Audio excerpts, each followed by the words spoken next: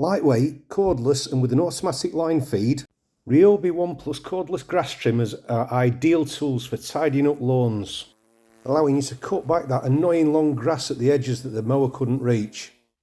They're also surprisingly powerful and can cut back thicker plants like these ferns quickly and easily.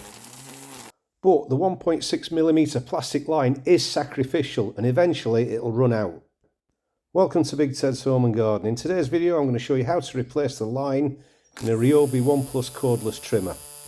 This is the OLT1825, but the method is the same for all of the Ryobi One Plus cordless grass trimmers.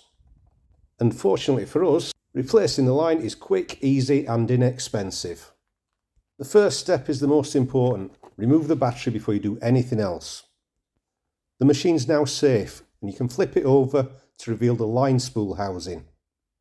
There are two grey buttons with 3 arrows on. Press these inwards and lift off the cap. Check that the cap's not damaged and then put it to one side. Removing the cap reveals the empty line spool that simply lifts out.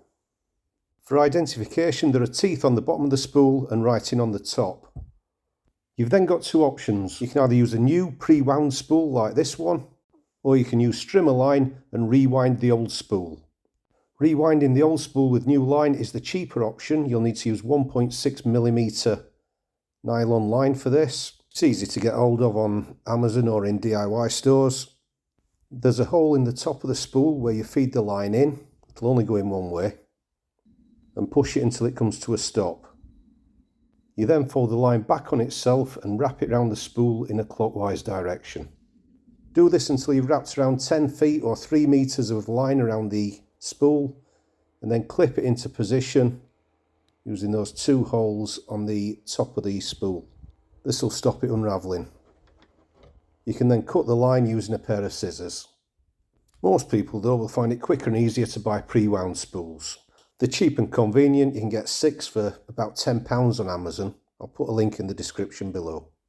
To fit the spool, you need to unhook the line from the clips on the top of the rim and then feed a few centimeters of the line through the hole in the side of the spool housing. The spool then sits onto the axle and pushes down into place. The line needs to be long enough to reach the edge of the guard. If it isn't quite long enough, depress the grey button and this will allow you to pull out an extra section of line until it's long enough.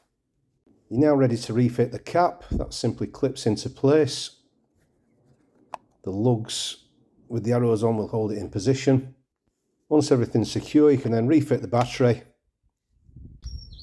and try it out. That looks good to me. So I hope you found this useful. If you have, leave a thumbs up. If you've got any questions, leave a comment below. And don't forget to subscribe to Big Ted's Home and Garden. I'll see you soon.